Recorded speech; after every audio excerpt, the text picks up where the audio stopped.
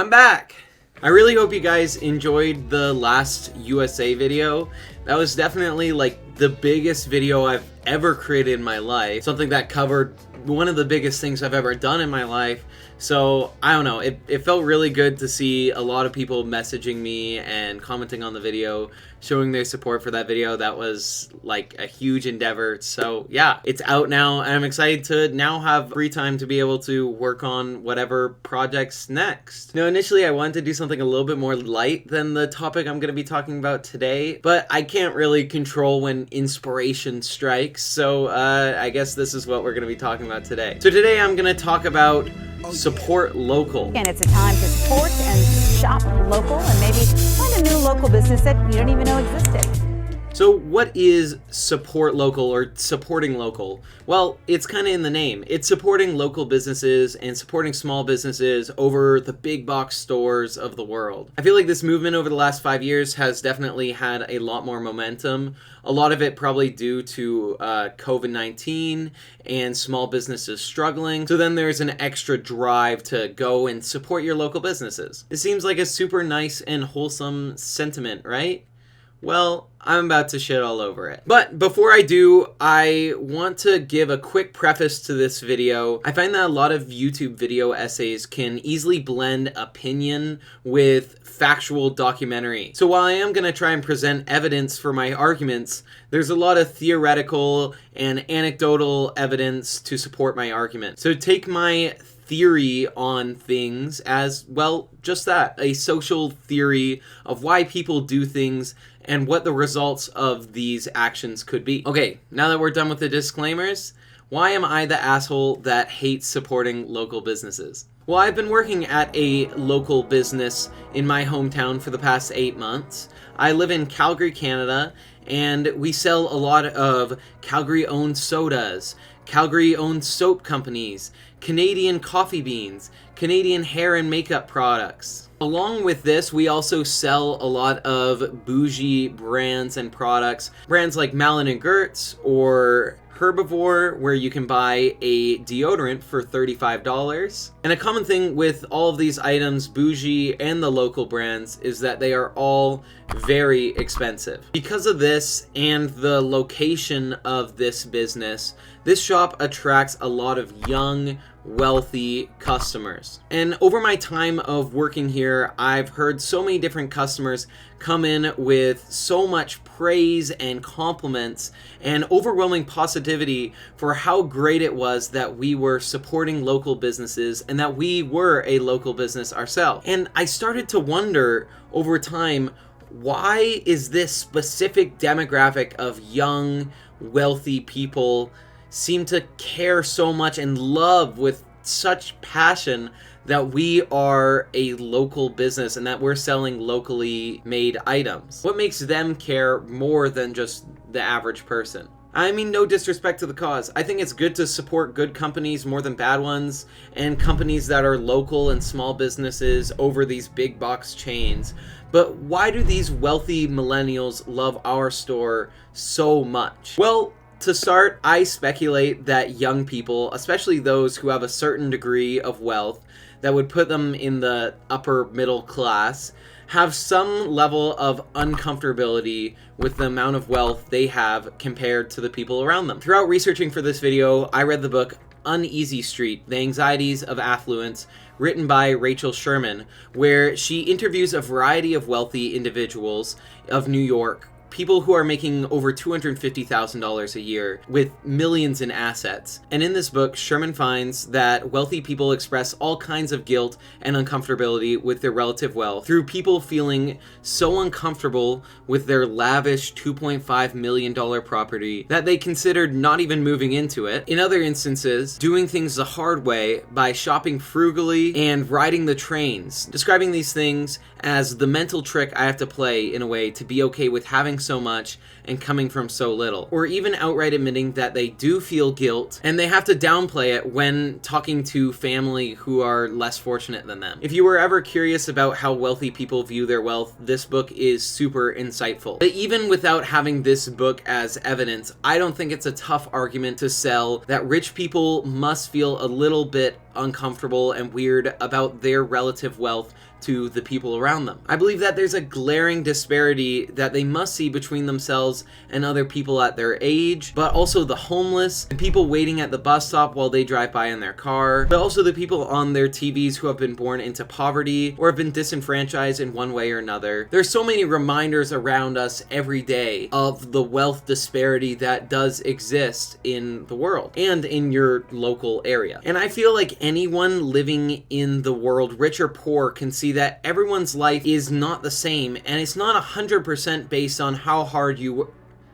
well, I'm getting ahead of myself. The point is that I speculate that there is a uncomfortability with their financial success compared to the rest of the world, but there also is an unwillingness to share this relative wealth with the disenfranchised of the world. It really surprised me while reading Uneasy Street how even the wealthiest people in the world fully admitted how they were clearly benefiting from a system that aggregates towards inequality and that allows a very, very, very small percentage of people to benefit, while the rest suffer correspondingly, and that they feel that their wealth and poverty in the world has something to do with each other, yet still feel compelled in some way or another to retain a large majority of that wealth. Now, the hesitance to share the wealth for relatively wealthy people could come from a number of reasons, and certain wealthy individuals could even express a level of hesitance to admit this is even a problem that they could contribute to solving at all. Because admitting that there's a crime taking place is also admitting culpability for standing by and watching. Or maybe there's a realization that there is a problem and they fear the same disenfranchisement that they see every day on the street in themselves. They fear being homeless or losing their stability by helping others. Or maybe they've recognized that there is a problem and they want to help, but there are so many problems. There's homelessness, environmental catastrophe, political turmoil. Where can you even begin? It's almost too overwhelming to start. No matter what way that they justify holding on to their wealth, I want to say that I don't blame them. I would probably do the same if I was in the same position as them. I mean, if I got $1 million today, I would hold on to it for my dear life, even though I'm well aware that this would come with a certain level of moral hypocrisy in myself. And yet, the uncomfortable feeling and the guilt persists. When there is a feeling, there is a market. And here's where we get to supporting local. Do you want a pain-free way to alleviate your upper-class guilt? Well, I have a solution for you. Support local. Don't get me twisted, this is not in any way saying that supporting local is exclusively a way for rich millennials to alleviate guilt. A movement that is supporting small businesses in your area is objectively good. That being said, I think that while supporting local may be a naturally attractive concept for most people, part of its success as a grassroots movement all over North America has been due to wealth guilt and inequality guilt. Because, I mean, in all honesty, if you are living month to month or remotely poor in any way, are you paying the higher prices to support local?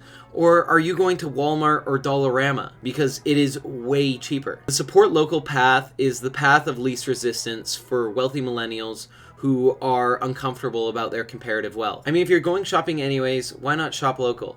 It's certainly easier than donating to one of the million causes for justice in the world to see no tangible results for your donation. Plus, if you shop local, you get items too. You get to benefit from the guilty feeling in both a tangible and intangible sense. Uncomfortable feeling cured. Okay, isn't this the craziest thing though?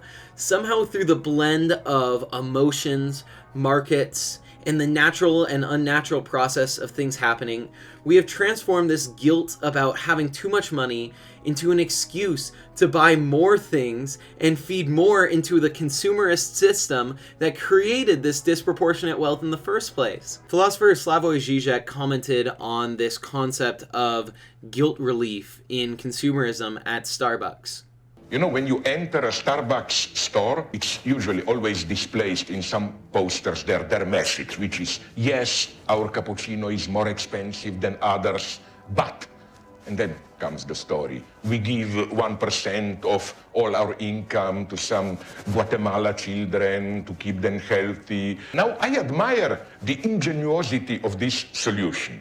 In the old days of pure, simple consumerism, You bought a product and then you felt bad.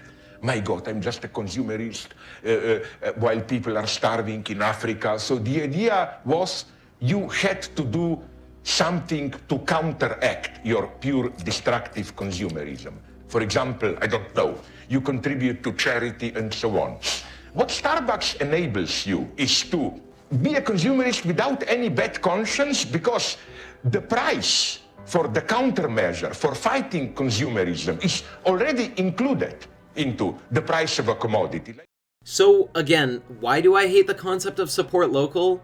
Well, maybe it's because I feel like if you are significantly wealthier than your peers and the rest of the world, you should feel a little bit of uncomfortability with that fact, and you should sit with it instead of using shopping as a band-aid for your guilt. Now, I hear you saying maybe, but maybe they shouldn't feel guilty, Jonah. Maybe they worked for their wealth. Well, I don't really care how hard you work for your wealth or how far you've pulled yourself up by your bootstraps. The existence of support local as a pervasive sentiment among the rich is only proof to me that wealthy millennials feel that they are getting a better shake out of life than other people and want to do the bare minimum to alleviate that comfortable feeling associated with that. In an interview about her book, Rachel Sherman lamented how, in some cases, they use awareness as a way to get themselves off the hook. Like, I'm nice to the nanny, or I know that I have more than she does. Or in general, I'm nice to people with less, or generous to friends and family who have less, or whatever. Nobody wants to view themselves as the bad guy, so a story must be crafted to justify or allow for their obscene amounts of wealth. Now, I already hear you saying, oh boy, here's another radical, anti-capitalist leftist wanting to tear everything down because the system's not fair. But I'm not trying to be radical in any way. On a philosophical level, and without advocating for any specific system of governance, I believe that humans just have value by just existing. Not based on their merit or based on their productivity, but just by being human beings, they have value. And I'm not the first person to think this. And actually, most governments have some attempt to implement this innate value of humans, usually in the form of things called rights. Although how we implement these rights leave something to be desired, to say the least. And I would venture to guess that most people, rich or poor, would agree with me that humans have value by simply existing. But yet we all buy into a system that determines their value by a single metric of work. I think the support local movement arises at the juxtaposition between valuing human beings and recognizing that the system is failing so many, but also making an immense amount of money from the same system. It's uncomfortable. And who am I kidding? It's easy for me to shit on people who are wealthier than me, but I'm very much in the winner's column in the grand scheme of capitalism. Any of the criticism that I apply to wealthy millennials could easily be applied to me in another context. But without advocating for immediate communism, socialism, anarchism, or any other radical shift in the system, I'd like to advocate for just sitting in the uncomfortableness for a bit, instead of finding a local place to throw your money at. And without overthrowing the government and establishing a perfect new utopia, can we just admit that it would be nice via policies, generosity, systemic change, or just some change at all, we could see just an ever so slight shift towards valuing humans for their humanity and not their productivity. Feeling uncomfortable may not be the problem, but the means to a solution if we let it. My name is Jonah, and thank you for watching. Everyone that you love is gonna know what you want when you're gone. No, they don't.